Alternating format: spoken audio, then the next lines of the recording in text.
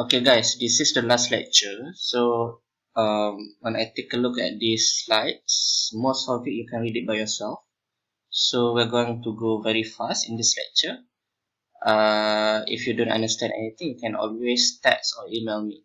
Okay? So basically the topic outcomes will be similar as the first part of this lecture. To understand the fermentation process in food drinks and its ingredient. Okay, so this is the introduction, what we're going to learn today in this lecture. The first one is food ingredient or the additives. So for ingredient is any component of food, often added together to form food. Food ingredients may be food additives. Okay, they are different, but they might be overlap with each other that are approved by FDA for specific uses of or GRAS, generally recognized as safe substances. So if this product is GRAS, usually the manufacturer don't have to put the specific names inside the food labeling. Okay, usually the GRAS is the substance that comes from natural source. GRAS status may be based on the following: a history of safe use in food prior to 1958.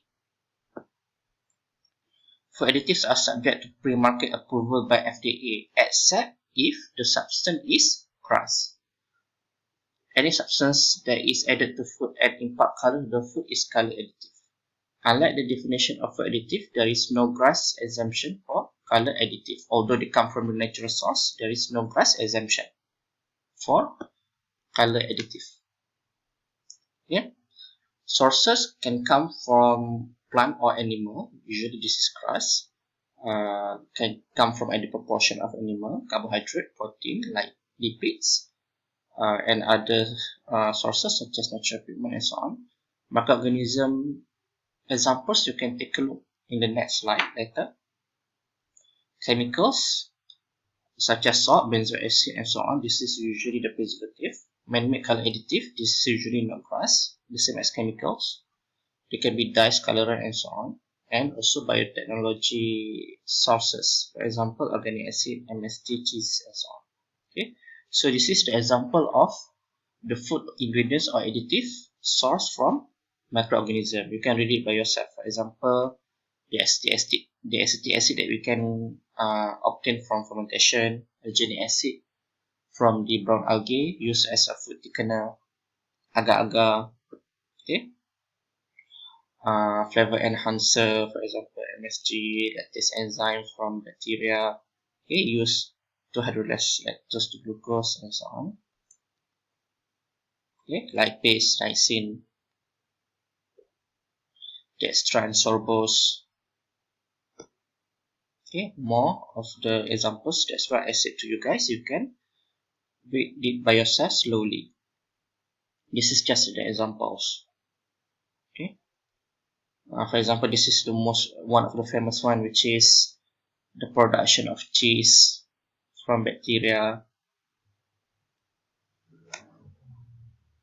Okay. So there are many examples of ingredients produced by fermentation process. It can be submerged fermentation or solid state fermentation.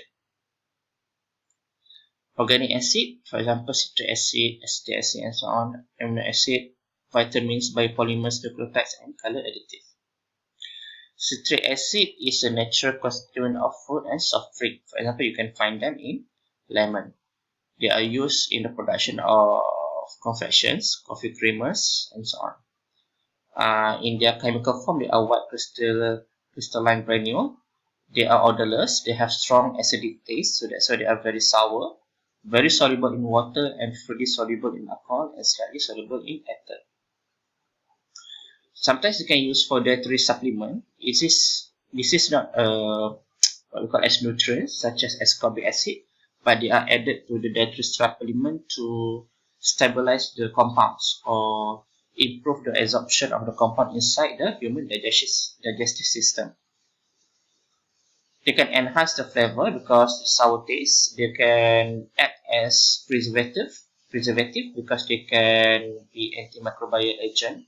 They can become antioxidant and also can adjust the pH. Okay. They can become antimicrobial agent as here. It is used a lot in fruit and vegetable processing because of the taste.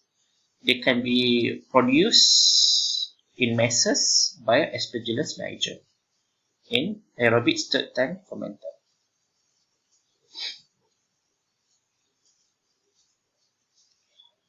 Okay, high production of citric acid is possible due to the development of super-producing mutant of Aspergillus niger. Means they are not normal Aspergillus niger, but they are mutants. This is done by manipulating the TCA cycle or citric acid cycle inside the Aspergillus niger.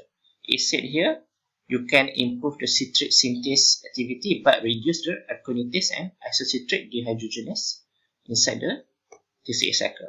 As you can see from this figure, what you can do is you improve the citric synthase here so that the Aspergillus niger produce more citrate, but you block the production of aconitis and isocitrate dehydrogenase here. So only the citrate will actually accumulate and produce more acetic acid. Citric acid. Okay, so this is the example of the production of citric acid or other kind of acids from other bacteria or fungi. Okay, the production of protein and amino acid. This is the history. Okay, for example, the global demand, gross areas. But I think the most important amino acid or protein is glutamic acid, which is MSG. Okay, this is the structure. Biosynthesis of glutamic acid means production from a living organism. Biosynthesis can also be inside our body. It can occur by many paths. This is an example of the production of glutamic acid biosynthesis inside human being. Okay, you don't really need to know in detail about this one. You can just read it briefly. Okay. So for glutamic acid biosynthesis, continue. Okay, precursor of GABA. So glutamic acid is a precursor of GABA. GABA is a type of neurotransmitter inside human. So certain fermented food can produce GABA directly. For example, natto, the fermented food from Japan. It can reduce high blood pressure. It can be amino acid but not found in proteins. It can be found in rice germ and so on. It can be also be used as plant growth formulation, means as a fertilizer. Glutamic acid is also one of the nutrients because it is one of the amino acid. But usually it is used as flavor enhancer, usually in the form of MSG. Because in our tongue we have a specific receptor for umami taste, okay, on top of sweet, sour, bitter, and so on. So the umami taste in our tongue, actually what they detect is they detect the glutamate, okay, or if we take it in the food, usually in the form of monosodium glutamate. We add one sodium to the glutamate to stabilize the glutamate. Okay, this is the history, but now the production method is usually by fermentation, by massive scale, using the one of the strain of bacteria, which is here, the Cyanobacterium glutamicum. Okay. If you take a look at this figure, this is more accurate. What you need to do, you just need to feed in the carbon source, which is sugar, and you ferment them using the Corynebacterium glutamicum, and eventually it will turn the sugar into glutamate.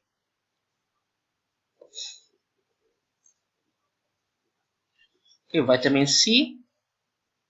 Yeah, after glutamate, we go to vitamin C. Vitamin C is discovered in 1912. Okay, in lemons. It is said that it is found by the seller who got the scurvy, and when they eat lemon, the scurvy is actually okay. So that is the first history of the usage of vitamin C.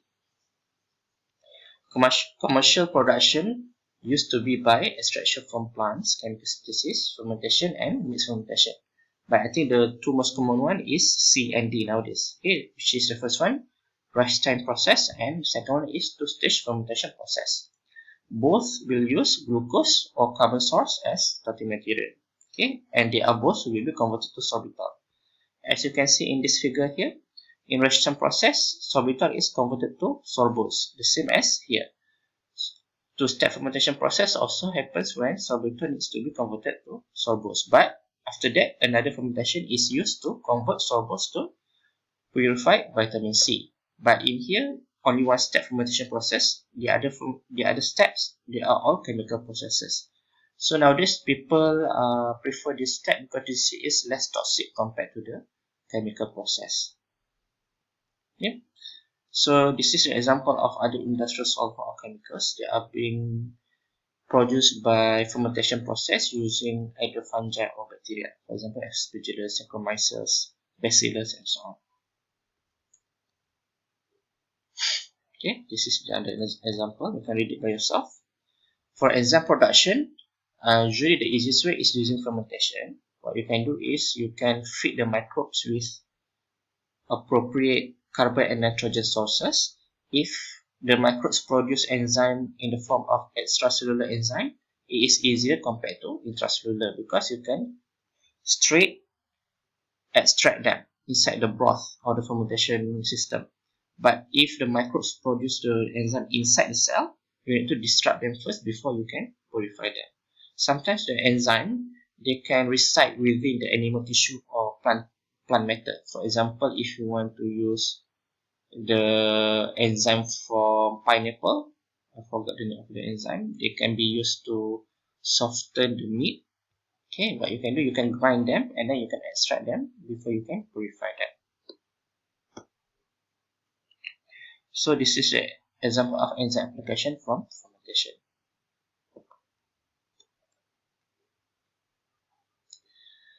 Okay, fermentation can also be used to produce pharmaceutical items, for example, antibiotics, amino acid, vitamins, alkaloids, hormones, anti-cholesterol, and so on. Actually, during my PhD, I did the fermentation on Aspergillus terreus, a type of fungi to produce lobestatin. Okay, for example, the most common pharmaceutical product from microorganism is antimicrobial agent. Okay, for example, antibiotics, sulfur drugs, they must kill or inhibit the growth of target organism, but they did not kill the host. So for example, if you take penicillin inside our body, it will just kill the microorganism, not kill us. Okay. Example of the antimicrobial agent is Streptomyces, Asphanemin. I never heard of this one.